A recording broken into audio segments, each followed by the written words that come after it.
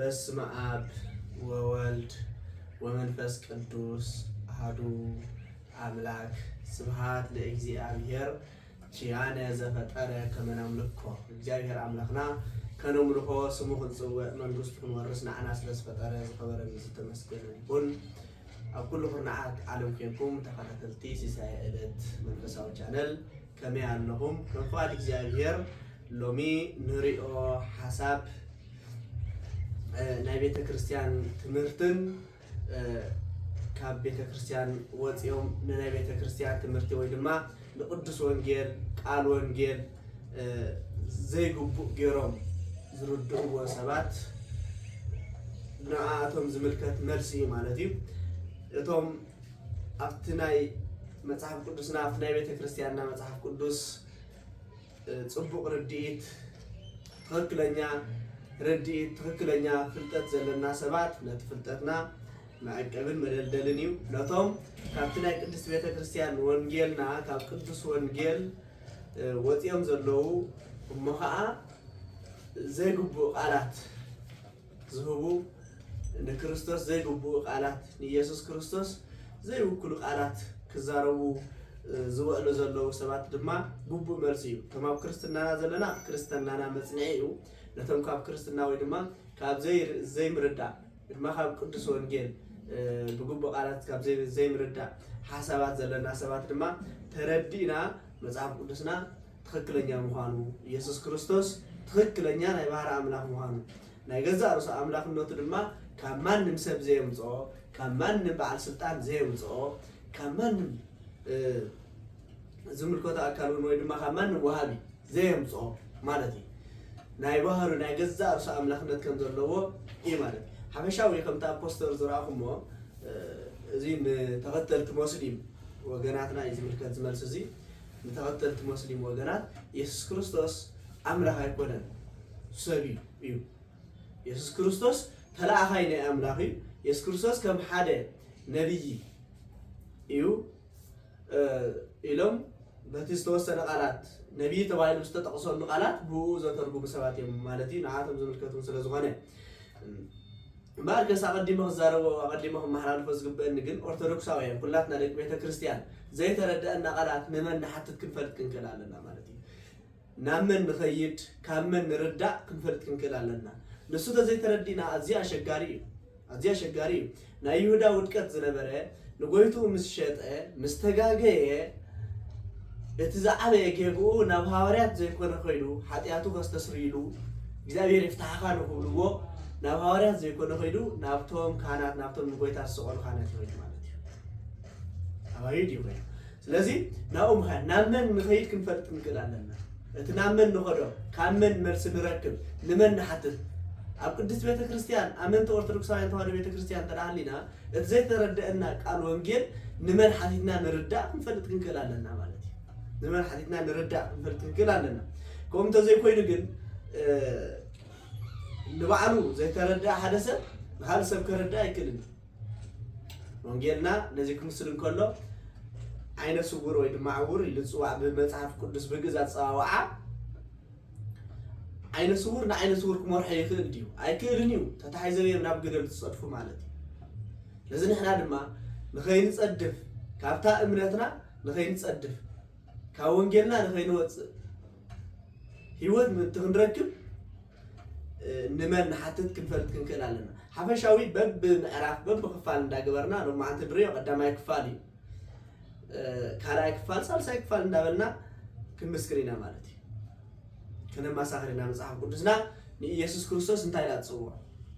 ክንርኢ ኢና ማለት እዩ። ምክንያቱ ኣንጻር ኢየሱስ ክርስቶስ ክሳብ ዝተላዕለ ሰብ ንሕና ድማ ትክክለኛ መልሲ እንዳብና ክንከይድ ግቡእና ስለ ዝኾነ ኣገልግሎትና እዩ እውን ማለት እዩ። ናይ ማንም ሃይማኖት ኣነ ብውልቀይ ናይ ማንም ሃይማኖት ክነቅፍ ኣይደልን እየ።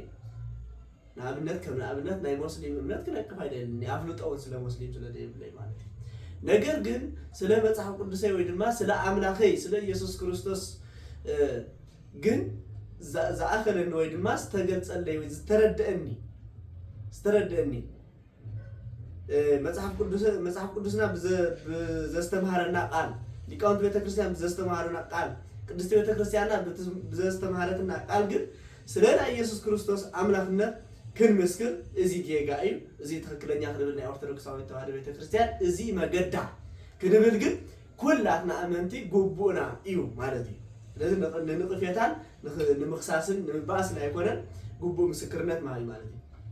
ስለዚህ ሎም ንሪኦም ፈቃድ እግዚአብሔር አብ ኦሪት ቅድሚ ልደተ ክርስቶስ እግዚአብሔር ሓላው ምዃኑ ሁላትና ንኣምንና መጽሓፍ ቅዱስናውን ሓላዊና ኢየሱስ ክርስቶስ እግዚአብሔር ሓላዊና እዩ እግዚአብሔር ንፍጡራቱ ዝሕሉ እዩ ንፍጡራቱ ዝምግብ እዩ ብዝናብ አጲሉ ብፀሓይ አብሲሉ ንፍጡራቱ ዝምግብ እዩ እግዚአብሔር ብንግሆ አውፊሩ ብምሸት ናብ ቤትና ዝመልስ ሓላዊና ጓሳይና እግዚአብሔር በዚ ጥርጥር የብሉን ማለት እዩ ስለዚህ አብ ኦሪት ቅድሚ ልደተ ክርስቶስ እግዚአብሔር ሓላዊ ተባሂሉ ዝተፀውዐ ወይ ድማ አብ ኦሪት ሓላው ተባሂሉ ዝፅዋዕ ዝነበረ እግዚአብሔር መን እዩ ስለዚህ ንቀደም አብ ኦሪት ንርአስ ኣብ መዝሙር ዳዊት መዝሙር 22 ፍቅዲ 1 ክርን ከለና እግዚአብሔር ይርአየኒ ወአልቦ ዘይሃጣኒ ይብል እግዚአብሔር ይርአየኒ ይሕልወኒ እግዚአብሔር ጓሳይ እሞ ምንም ዝሳአለን ነገር ከአለ ኩሉ ነገር ንኽስእን አያድገንን እዩ ስለምንታይ እግዚአብሔር ጓሳይ እዩ ይብላሎ ማለት እዩ ልበ አምላክ ዳዊት ቅድሚ ልደተ ክርስቶስ መልአለ ሺሕ ዓመት ዝነበረ አቦ እዩ እንታይ ብላሎ እግዚአብሔር ሓላዊ እዩ ጓሳይ እዩ እሞ ዝጎድለኒ ነገር ዝሰአነኒ ነገር የብለይን ይብላሎ ለምንታይ እስመ ኩሉ ህዝ ውስጥ እዲሁ ኩሉ ኣብ ኢዱ ስለዝኾነ እግዚአብሔር አምላክ ማለት እዩ ኩሉ ኣብ ኢዱ ስለዝኾነ እግዚአብሔር አምላክ ማለት እዩ ስለዚህ እግዚአብሔር ብልበ አምላክ ዳዊት ቃል ወይ ድማ መዝሙር እንታይ ምዃኑ ኢና ንርዳእ ዘለና ሓላው ምዃኑ ጓሳይ ምዃኑ ኢና ንርዳእ ዘለና ከምኡውን ኢሳይያስ ነቢ ትንቢተ ኢሳይያስ ምዕራፍ 4 ፍቅዲ 11 ከመኖላዊ ዘይሬኢ አባጊሁ ያስተጋብኦም ለአባጊሁ በመዝራእቱ ሓደ ሓላዊ አባጊዕ ኢሉ ንአባጊዑ ኣብ ሕቑፉ ከም ዝሓቁፍ እግዚአብሔር ድማ ከምኡ ገይሩ ይጓሲ ከምኡ ገይሩ ይሕሉ ብለና ነቢየ እግዚአብሔር ኢሳይያስ ትንቢተ ኢሳይያስ ምዕራፍ 4 ፍቅዲ 11 ሓደ ጓሳይ ንአባጊዑ ከም ዝሓቁፍ ንአባጊዑ ኣብ መዝራእቱ ከም ዝሓቁፍ እግዚአብሔር ድማ ከምኡ ገይሩ ይሕሉ በለ ስለዚህ መዝራእቲ ተባሂሉ ዘሎ ስልጣን ናይ እግዚአብሔር ሓላውነት ናይ እግዚአብሔር ረድኤት ናይ እግዚአብሔር መግቦት ናይ እግዚአብሔር እዩ ማለት እዩ ስለዚህ እግዚአብሔር ልክዕ ከምቲ ሓደ ጓሳ ንአባጊዑ ኣጥቢቑ ይሕሉ እሞ ፍቅሪ አባጊዕ ዘለዎ ጓሳ ከዓ አባጊዕ ከም ዝሓቁፍ እግዚአብሔር ድማ ነቶም ንዑ ዝፈርሑ ነቶም ንዑ ዘገልግሉ ነቶም ንዑ ዝኣምኑ ነቶም ብስሙ ዝውከሉ ከም ገይሩ ይሓቅፎምን ይሕልዎምን እዩ ይብለና ኣሎ ማለት እዩ ስለዚ ብናይ ኢሳይያስ ኣረዳድኣ እውን እግዚአብሔር ሓላው ምዃኑ ኢና ንርዳእ ዘለና ወይ ድማ እግዚአብሔር ሓላዊና ጓሳይና ምዃኑ የስተምህረናን የመሓላልፈናን ኣሎ ከምኡውን ነቢየ እግዚአብሔር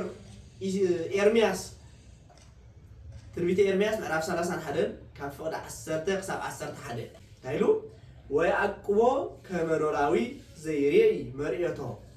እስመ አድሃኖ እግዚአብሔር ለያዕቆብ እምእደ ዘይትሄየሎ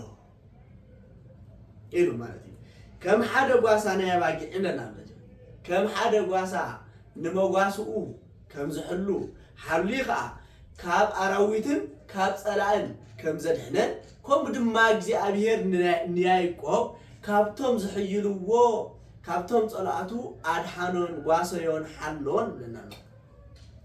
ነው ሓደ ጓሳ ናይ ኣባጊዕ ካብ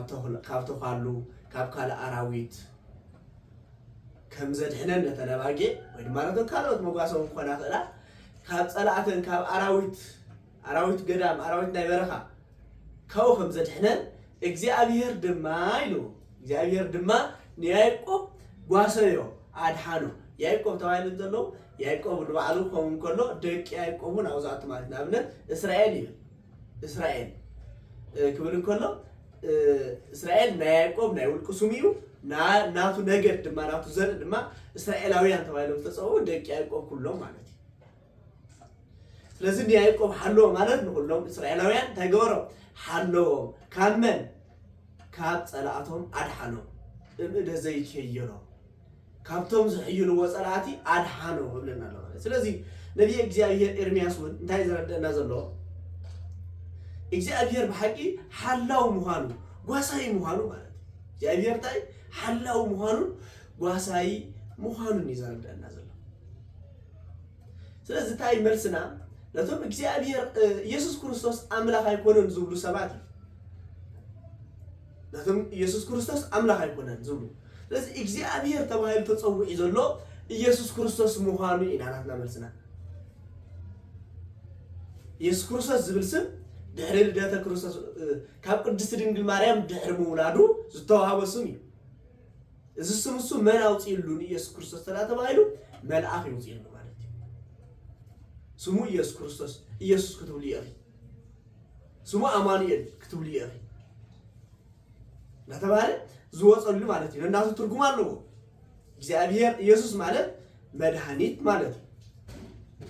ክርስቶስ ማለት ንጉስ ማለት እዩ አማኑኤል ማለት ድማ እግዚአብሔር ምስሌነ እግዚአብሔር ምሳናኢ ማለት እዩ ስለዚህ እግዚአብሔር ምሳናኢ ማለት ስጋና ወሲድ እዩ እግዚአብሔር ታይ ስጋና ወሲድ እዩ ትርጉሙ አማኑኤል ማለት እግዚአብሔር ስጋና ወሲድ እዩ ማለት እዩ ስለዚህ ስጋ ወሲድ ዘሎ ማን ኢየሱስ ክርስቶስ እዩ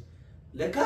ኢየሱስ ክርስቶስ ታይ እግዚአብሔር ማለት ትርጉም ናይ አማኑኤል እግዚአብሔር ምሳናኢ ስለዝኾነ መድኃኒት ማለት እዩ ኢየሱስ ክርስቶስ መድኃኒት ካብ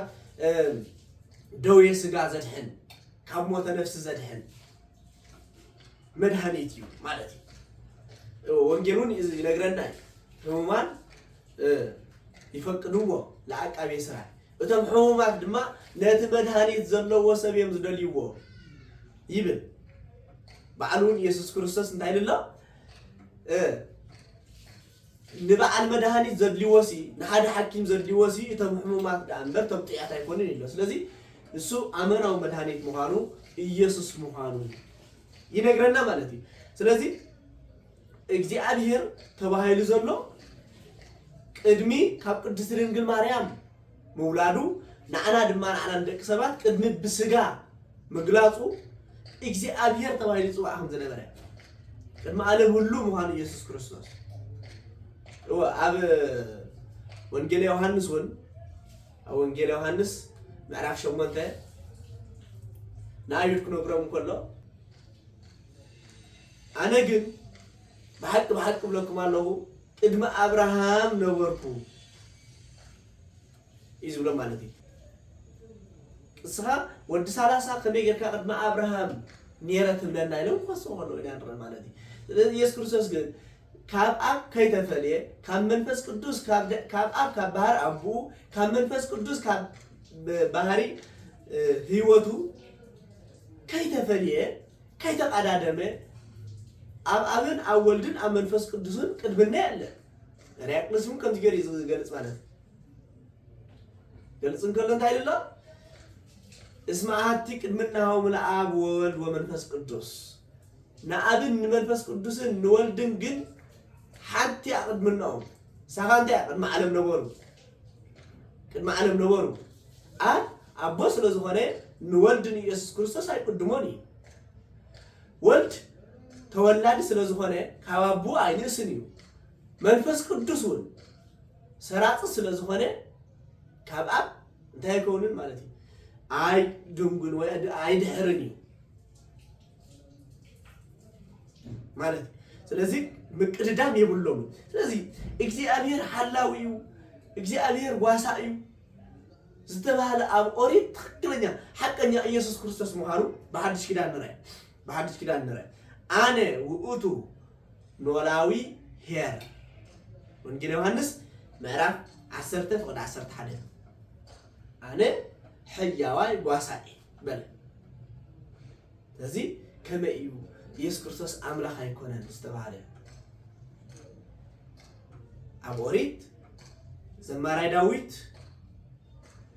እግዚአብሔር ጓሳዬ እዩ ዝበሎ ነቢይ እግዚአብሔር ኢሳይያስ እግዚአብሔር ከምቲ ንኣባግዒኡ ንሞጋስኡ ዝፈትሞ أبعفو زحقفن إجابير دم أخو ميو إلوس تنبيلو نبي إجابير إرمياس كم تحد قاسا نموقاسو هاد صلاة زد حنن إجابير دمان يعقوب كابز حيلو وسبات أدحانو زولو إجابير يسوع كريستوس مهانو بعلو مصيو يسوع كريستوس أنا حيواي قاسا يبلنا هون جيلو هنس معرف عسرته فقد عسرت حدا مالتي لازم مسكروزي من عرباش كأمن زي دليل كقبل زي دليل سب ناوتم بالرجاي قديتها أمن قديتها تقبل زبالي إلا يسوع كريستوس أملاك يكونن زمل قال جن لما نم كريستيان زمل قوته أيو ما نم أستمهاري يقول ما نم أماني يقول كمل صار يزقبوا مرسي مالتي ስለዚህ ኢየሱስ ክርስቶስ ነዚህ ቃል እዚ በዓሉ መስክረሎ እቲ ኣብ ዘመነ ኦሪት ብዳዊት ዝተነግረለይ ኣብ ዘመነ ነቢያት ብነቢያት ዝተነግረለይ ሕያዋይ ጓሳ ዝተባሃልኩ ኣምላኽ ኣነ እየ ነናለ ኢየሱስ ክርስቶስ ስለዚህ ንመን ነዞም ሕጂ መፅኦም ዘለዉ ኢየሱስ ክርስቶስ ኣምላኽ ኣይኮነን ዝብሉና ዶ ወይስ ኢየሱስ ክርስቶስ በዓሉ እቲ ብነቢያት ሕያዋይ ጓሳ ጓሳና ናያባጊዕ ጓሳ ካብ ጸላት ዘድሕን ጓሳ ዝበሃለለይ ዝነበረ ኣነ ኢሉ ኣነ ውእቱ ኖላዊ ሄር ኢሎም ብለሰልና ከሎ ንመን ንእመን እዩ እዚ ኢየሱስ ክርስቶስ ትክክለኛ ኣምላኽ ምዃኑ ባዕሉ መስከረ ማለት እዩ ብዙሕ እውን ኣለዉ ካልእ ትንቢተ ዘካርያስ ምዕራፍ 13 ፍቅዲ 7 እንታይ እዩ ትክክለኛ ኢየሱስ ክርስቶስ ምዃኑ ይነግረና ትንቢተ ዘካርያስ ማለት ኦሪት እዩ እንታይ ብለና እቲ ሓላዊ ክመውት እዩ እቲ ናባጊዕ ድማ ክብተና እዩ እቲ ሓላዊ ክመውት እዩ እቲ ናባጊዕ ድማ እንታይ ክኾነ ክብተና ይብለና ኣይና እቲ ሓላዊ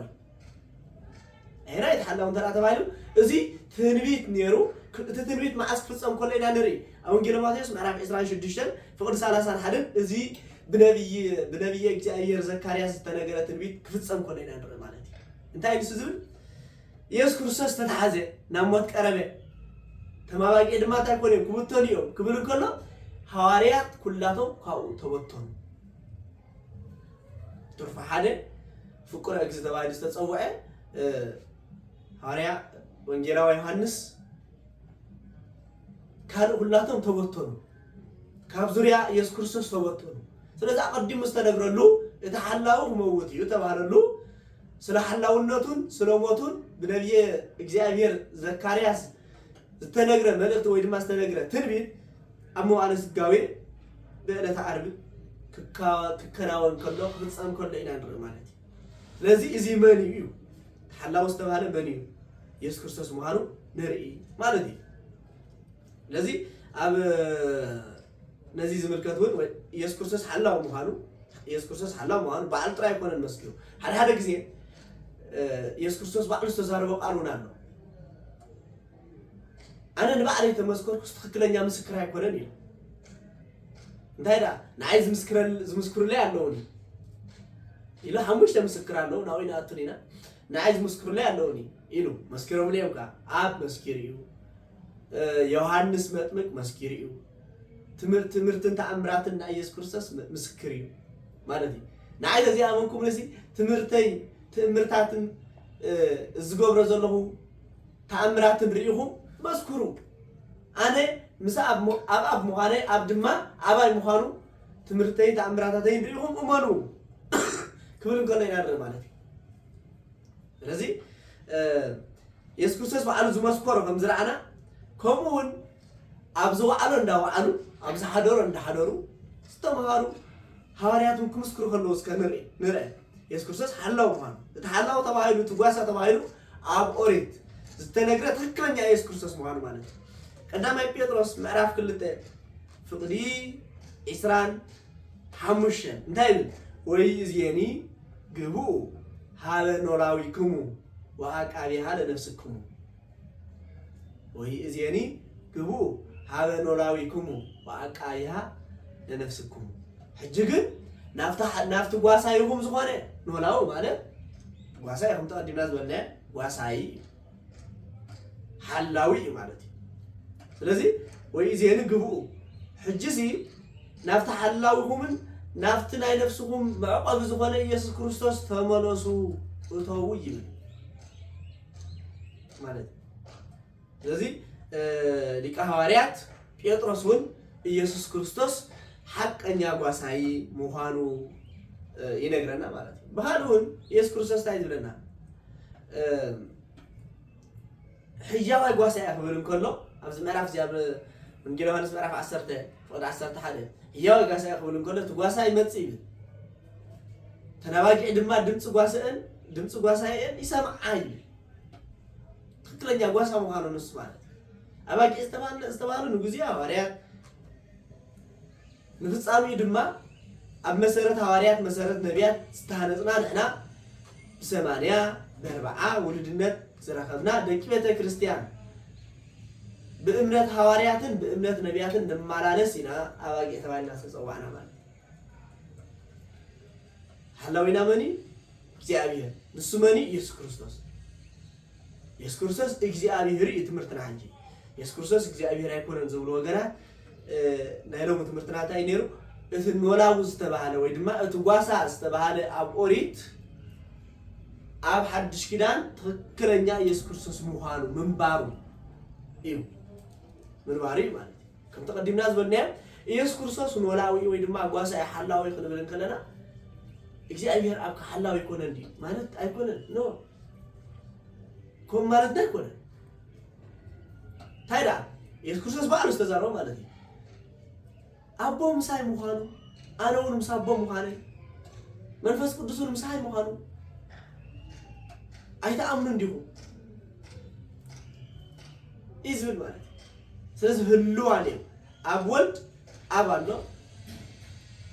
አብ ወልድ ሐላውነት አብ አለ መንፈስ ቅዱስ አለ መንፈስ ቅዱስ ሐላውነት ወልድ ሎ አብ አለ አብ ሐላውነት ወይ ድማ ጓሳነት ድማ ኢየሱስ ክርስቶስ አለ